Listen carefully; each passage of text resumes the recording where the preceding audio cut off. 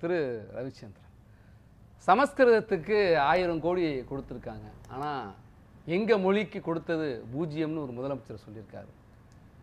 திமுக விளம்பரத்தில் 72 கோடி கொடுத்ததா தான் போட்டிருக்காங்க. முடிஞ்சால் தினமலர், தினகரன் வாங்கி பாருங்க.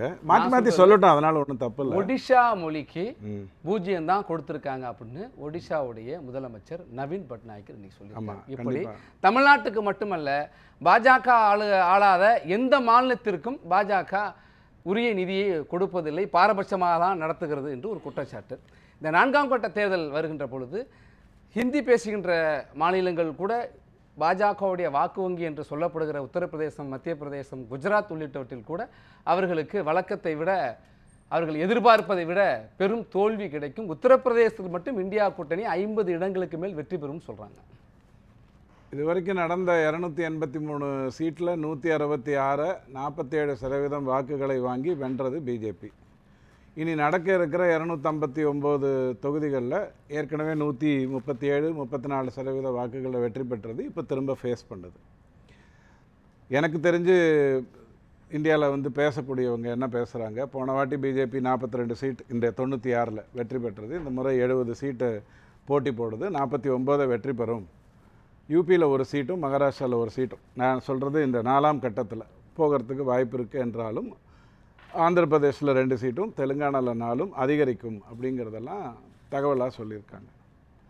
இது ஒரு பக்கம் இருக்கட்டும், இந்த தகவலெல்லாம் ஒரு பக்கம் வர போட்டுடலாம். இப்போ நடக்க போகிற இந்த பாராளுமன்ற தேர்தலில் என்ன பிரச்சனை முன்வைக்கப்பட்டிருக்கு? ராகுல் காந்தி என்ன சொல்கிறாரு, 30 லட்சம் பேருக்கு புதிதாக வேலை வாய்ப்பை கிரியேட் பண்ணி கொடுப்போம் அப்படின்னு சொல்றாரு. காலி பணியிடங்களை நிரப்புவோம் சொல்லியிருக்காரு. இல்லை, அப்படி சொல்லியிருந்தா தப்பாயிடும். காலியாக உள்ள பணியிடங்களை நிரப்புவோம். அப்படி சொல்லியிருந்தா தப்பாயிடும். காரணம் என்னன்னா, அவரே இன்னொரு மீட்டிங்கில் ஒரு ஸ்டாட்டிஸ்டிக்ஸ் என்ன சொல்றாரு, 12 லட்சம் பேர் இருந்தாங்க, இப்போ 9 லட்சம் பேர் தான் இருக்காங்க அப்படின்னு சொல்றாரு. அப்போ குறைஞ்சிருக்கிறது எத்தனை? 3 லட்சம் தான். அங்கிருந்து 30 எப்படி வரும்? குட்டியா போடும். 10 சேர் போட்டு ஒரே இடத்துல உட்கார வைப்பாங்க. அவர் பேசுனதை பற்றி அதோட இன்னொரு கருத்து மறைமுகமா எடுத்துக்கலாம். இவ்வளவு காலி இடம் இருக்கு, இந்த அரசு நிரப்பாமலே இருக்கு, இளைஞர்களுக்கான வேலை வாய்ப்பை ஆளுகின்ற மத்திய அரசு தடுத்து இருக்கு அப்படிங்கறத நான் ஒரு சைஃபரை போட்டு 30 லட்சமா கொடுத்துறேன்னு அவர் சொல்றாரு. பரவாயில்ல. அதாவது ஒரு மதவாதம் அப்படின்ற அடிப்படையில் இந்த அரசியலை பார்க்கறதுங்கிறதே தவறு. அப்படி மதவாதம்னு நீங்கள் பார்க்குறதாக இருந்தால் கிட்டத்தட்ட 77% இந்துக்கள். அதில் இவங்க என்ன ட்ரை பண்ணாங்க போன ஒரு வருஷத்துல இருந்து அப்படின்னா, இந்த இந்துக்களை டிவைட் பண்ணணும் அப்படின்னு சொன்னால் இந்த எஸ்சி எஸ்டி ஓபிசிங்கிற மேட்டரை கையில் எடுக்கணும்.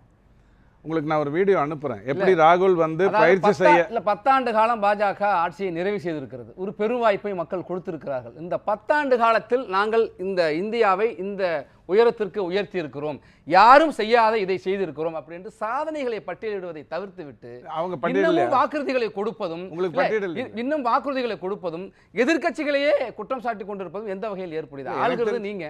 1952 அப்படிதான் நடந்துட்டு இருக்கு. புதுசா இருந்ததுன்னா நான் உங்ககிட்ட இருந்து எடுத்துக்கிறேன். எதிர்கட்சி குற்றச்சாட்டுறது தான் அரசியல். அப்படித்தான் பண்ணுவாங்க. எனக்கு தெரிஞ்சு நேரு காலத்துல இருந்து ஆளுங்கட்சி குற்றச்சாட்டு சொல்றது எப்படி? இது இல்ல, அப்படித்தான் இருக்கு. அதிகாரத்தில் இருக்கிறவங்க எப்படி குற்றம் சொல்லலாம்? உங்களுக்கு முக்கியமா சொல்ல வேண்டும், நான் அதை செஞ்சேன், நீங்க செய்யாத நான் செஞ்சேன்னு சொல்லணும்ல. அந்த மாதிரி உலகத்திலேயே 2வது ஸ்டீல் ப்ரொடியூசிங் கண்ட்ரியாக இந்தியாவை மாற்றி இருக்கிறேன் அவர் சொல்லியிருக்கார்.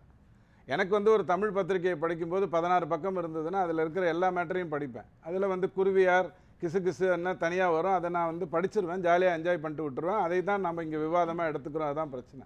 16 பக்கத்தை முழுசாக படித்தா வேலை முடிஞ்சு. அவர்கள் சொல்லியிருக்கிறது அடுத்தது சோலாரில் 2வது நிலையில் நான் கொண்டு வந்திருக்கேன். இதையெல்லாம் மறுக்கலாம், இதையெல்லாம் விவாதிக்கலாம், பேசலாம்.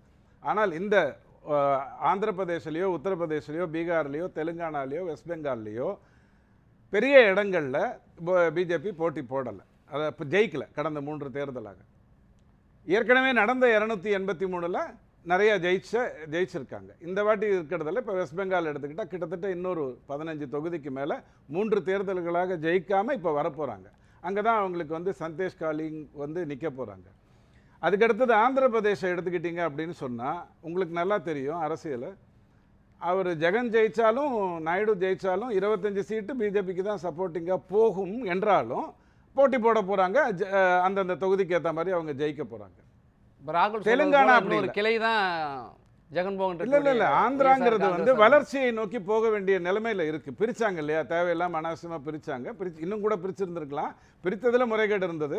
அதனால என்ன ஆயிடுத்துன்னா தெலுங்கானா வந்து கொஞ்சம் வளம் சார்ந்ததாகவும் ஆந்திர பிரதேஷ் வளம் சாராததாகவும் ஆயிடுத்துங்கிறது தான் அந்த இடத்துல. அப்ப வளர்ச்சின்னு வந்தா நம்ம ஐயா தான் வரணுங்கிற மாதிரியான சூழ்நிலையில தான் அது அந்த இடத்துல இருந்து பேசப்படுகிறது. பீகாரில் இருக்கக்கூடிய 5 சீட்டாக இருக்கட்டும் அல்லது உத்தரப்பிரதேசில் கூட 13 சீட்டில் 11 சீட்டு சமாஜ்வாதி தான் ஜெயிக்க போகுது, நிற்க போகுது. 2 சீட்டு தான் காங்கிரஸ் நிற்குது. அதனால காங்கிரஸுக்கு அங்கே வேலை இல்லை.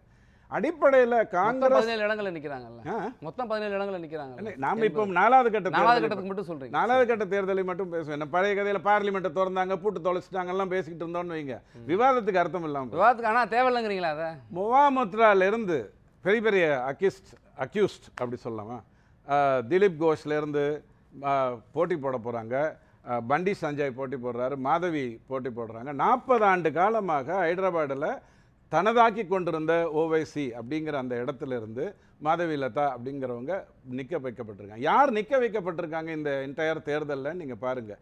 அதாவது யார் உழைத்தார்களோ, யார் இந்த நாட்டுக்கு சேவை செய்தார்களோ அவர்களெல்லாம் இனம் கண்டு கொண்டு வந்து நிறுத்துகின்ற வேலையை பிஜேபி பண்ணியிருக்கு. ஆனால் இங்கே வந்து எத்தனை அறிவிக்காமல் இருக்குங்கிறது உங்களுக்கு நல்லாவே தெரியும். நீங்கள் அப்படி பட்டியல் விடுறப்ப இந்த பக்கம் என்ன சொல்கிறாங்கன்னா, பிரிஜ்வல் ரேவண்ணாவும் உங்கள் கூட்டணியில் தான் இருக்காரு, பிரிஜ்பூஷன் சிங்குடைய மகனும் உங்கள் கட்சியினுடைய வேட்பாளர் தான் போட்டிடுறாரு, தோத்து போயிடுவார். தவறானவராக இருந்தால் தோத்து போயிட போகிறார், அவ்வளோதானே. எலெக்ஷனுங்கிறது ஒருத்தரை நிற்க வைக்கிறாங்க, அவர் தவறானவராக இருந்தால் அவர் தோத்து போயிட போகிறார். ஆனால் நாம் என்ன பார்க்கணும் அப்படின்னா, காங்கிரஸ் நிறுத்தி இருக்கிறதே 330 சீட்டு, 328 இடம். இன்னும் சரியாக சொல்லிடுவோம். ஏன் 2 போயிடுச்சு? ஆமாம், 2 பேர் தான் ஊற்றிக்கிச்சு, அதனால சொல்கிறீங்களா? ஓகே, 328ன்னு வச்சுப்போம். ஆனால் அவர்கள் ஜெயித்து கொண்டு கடைசியாக வாங்கி கொண்டிருக்கிற சதவிகிதம் அப்படின்னு பார்த்தா 2014 9%, 2019 12%. இந்த வாட்டி எத்தனைங்கிறது யாருக்கும் தெரியாது. பெரும்பான்மைக்கு தேவை, ஆட்சி அமைக்க பெரும்பான்மைக்கு தேவை எவ்வளோ சார்? 272 222 328 தானே இருக்கு. ஓ, அப்படியே வந்துடும். இல்ல இல்ல, நம்பிக்கை இருக்கும்ல, நீங்க அந்த நம்பிக்கை வைத்து அப்படி நிக்கலாம்ல. ஓ, அந்த போலீஸ் அது ஒன்று சொல்லலாம். அதை தாண்டி அந்த கூட்டணிக்கு பெரும்பான்மை இடங்களை, கூட்டணி அது எங்க இருக்கு? இங்க இல்லையா? இல்ல சொல்லுங்க. எனக்கு வெஸ்ட் பெங்கால்ல எத்தனை சீட்டு பிரிச்சு கொடுத்துருக்காங்க எனக்கு தெரியல. சரி, ஒரு ஜோக்கா தான் படிச்சே இருந்தாலும் நான் வருத்தத்தோட சொல்றேன். 16 பக்கங்களையும் படிக்கிறவர், மற்றவங்களை போல செய்திகளை குறிப்பிட்ட தேவையான செய்திகள் மட்டும் படிக்கிறது. 16 பக்கங்களையும் படிச்ச ஒருத்தருக்கு எத்தனை இடங்களை தெரியலன்னு சொல்றது எப்படி? இல்ல, நான் சொல்லிடுறேன். அதாவது வந்து 330 சீட்டு இவங்க நிக்கிறாங்க அப்படி